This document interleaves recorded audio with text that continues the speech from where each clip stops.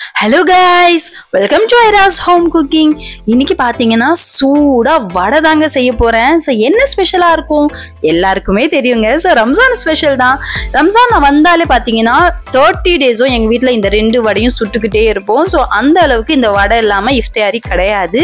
அந்த மாதிரி தாங்க இன்னைக்கு நான் ப்ரிப்பேர் பண்ண வீடியோவை உங்களுக்கு ஷேர் பண்ணிருக்கேங்க. சோ நான் பாத்தீங்கன்னா ரெண்டு பருப்புமே 1 கப் அளவுக்கு எடுத்து ஊற வச்சுட்டேங்க. சோ உளுத்தம் பருப்பு பாத்தீங்கன்னா ஒரு 4 மணி நேரம் ஊற வச்சுக்கோங்க. கடலை பருப்பு ஒரு 2 மணி நேரம் ஊற வச்சுக்கோங்க. சோ ஃபர்ஸ்ட் கடலை பருப்பு அரைச்சு எடுத்துக்கலாம். கொஞ்சம் கூட தண்ணி இல்ல பாத்தீங்களா. சோ இந்த மாதிரி தான் அரைச்சு எடுக்கணும். மிக்சியில 2 திருவுனீங்கன்னா சோ இந்த மாதிரி பதத்துல நமக்கு வந்து மாவு கிடைச்சிருங்க. சோ இந்த மாதிரி அரைச்சிருக்கேன். சோ எப்படி சொல்றது, குருணைன்னு சொன்னா கரெக்டா இருக்குமாங்க, எனக்கு அந்த அளவுக்கு தமிழ் வராதுங்க. சோ இப்ப பாத்தீங்கன்னா அரைச்சு எடுத்தாச்சு. இப்ப வந்து பூண்டு, சோம்பு, அதுக்கப்புறம் பாத்தீங்கன்னா வரமிளகா, அது கூட பாத்தீங்கன்னா கருவேப்பிலைங்க. சோ இது 4 மட்டும் நான் வந்து இதே ஜார்ல லைட்டா வந்து இடிச்சு சேர்க்கிற மாதிரி ஒரு துருவி சேர்த்துட்டேங்க. சோ இதுல நீங்க இஞ்சி கூட சேர்த்துக்கலாம். நான் இஞ்சி சேர்த்துக்க மாட்டேன்.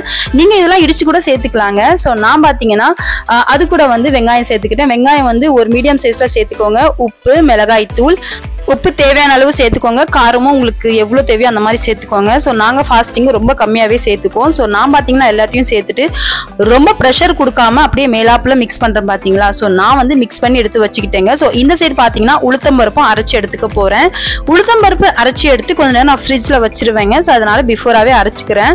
இப்போ பாருங்க இந்த மாதிரி அரைச்சி எடுத்துருக்கேன். ஜஸ்ட் 2 வாட்டி தண்ணி தெளித்து நல்ல சாஃப்டாக அரைச்சி எடுத்துக்கோங்க. ஸோ இவ்வளோ சாஃப்டாக இருக்குது பார்த்தீங்களா.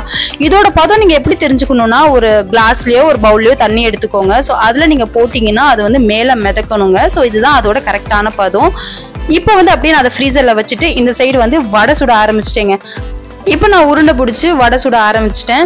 நீங்கள் சைஸுக்கு ஏற்ற மாதிரி உருண்டை எடுத்துக்கோங்க. நடுவில் வந்து வச்சுட்டு லைட்டாக ப்ரெஷர் கொடுத்தீங்கன்னா சூப்பராக வடை ரெடி ஆகிடும் பார்த்தீங்களா. ஸோ இந்த சைஸில் வடை நான் எடுத்திருக்கேன். இப்போ வந்து ஒன்றா சேர்த்து நம்ம ஃப்ரை பண்ண ஆரம்பிச்சிடலாங்க. எப்போவுமே வடை ஃப்ரை பண்ணும்போது ஹையில் வச்சிடாதீங்க. மேலே ஃபுல்லாக வெந்துடும், உள்ளே வேகாது. ஸோ மீடியமில் வச்சு நீங்கள் வந்து ஃப்ரை பண்ணணும். இப்போ வந்து ஒவ்வொன்றா எல்லாத்தையும் சேர்த்துட்டு நம்ம வந்து ஃப்ரை பண்ணிடலாம். இந்த வடை அவ்வளோ சூப்பராக இருக்கும். மெது வடையை விட மசால் வடை அவ்வளோ டேஸ்ட்டுங்க. இது வந்து அவ்வளோ கிறிஸ்பியாகவும் இருக்கும். அதே அளவுக்கு வந்து இந்த கஞ்சியோட சாப்பிடும்போது என்ன காம்பினேஷன் தெரியுமாங்க. ஸோ நான் பார்த்தீங்கன்னா சூப்பராக வடை சுட்டு எடுத்துட்டேன். ஸோ வடை வந்து நீங்கள் போட்டதுமே வந்து ஒரு நிமிஷம் வெயிட் பண்ணிங்கன்னா நல்லா ஸ்டிஃப் ஆகிடும். அதுக்கப்புறம் 2 சைடும் திருப்பி கலர் வர வரைக்கும் ஃப்ரை பண்ணிக்கோங்க. ஸோ வடை ஃப்ரை பண்ணியாச்சு. 2வது பேட்சும் சேர்த்து ஃப்ரை பண்ணி நான் எடுத்துக்கிறேங்க. இப்போ வந்து வடை எடுக்கிறேன் பாருங்க. உள்ள எவ்வளோ சாஃப்டாக இருக்குது தெரியுமா, மேலே அவ்வளோ கிறிஸ்பியாக இருக்குது.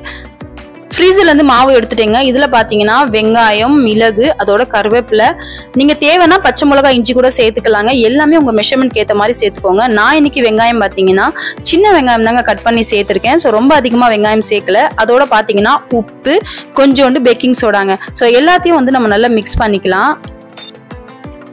மாவு வந்து நல்லா மிக்ஸ் ஆகணுங்க. நம்ம பேக்கிங் சோடா சேர்க்கறதால நல்ல சாஃப்டாக வரும் வடை.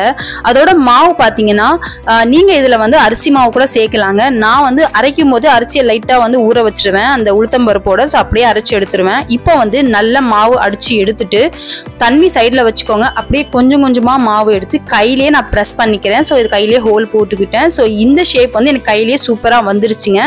இந்த ஷேப் வரலன்னு நினச்சிங்கன்னா கவர் ஏதாச்சும் இருந்ததுன்னா லைட்டாக எண்ணெயை தடவிட்டு ஸோ நீங்கள் வந்து ஷேப் அதில் கொடுத்து எடுத்து போடலாங்க. ஸோ வாழையிலையும் யூஸ் பண்ணிக்கலாம். நான் இன்னைக்கு வந்து டெய்லியும் குக் பண்ணுறதால எனக்கு இது கொஞ்சம் ஈஸியாக வந்துடும். நான் வந்து ஒவ்வொன்றா வந்து எல்லாத்தையும் எண்ணெயில் சேர்த்துக்கிறேங்க. இந்த வடையும் பார்த்தீங்கன்னா மீடியமில் வச்சு தான் நான் ஃப்ரை பண்ணிட்டு இருக்கேன். ஸோ மீடியமில் வச்சு ஃப்ரை பண்ணும்போது நல்ல சூப்பராக வந்து புசுன்னு கிறிஸ்பியாக ஈவன் கலரில் வருங்க. ஸோ பாருங்க, நான் வந்து ஒரு சைட் திருப்பிக்கிறேன்.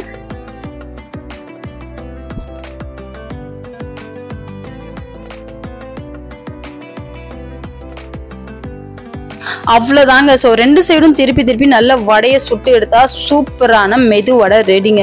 இது எவ்வளோ கிறிஸ்பியாக இருக்கும் தெரியுமாங்க. ஸோ அரிசி மாவு சேர்க்கறதால நல்ல கிறிஸ்பியாகவும் இருக்கும், அதே அளவுக்கு டேஸ்டியாகவும் இருக்குங்க. மேலே அவ்வளோ கிறிஸ்பினஸ், உள்ள அவ்வளோ சாஃப்ட்னஸ், ரொம்ப எம்மியாக இருக்கும்.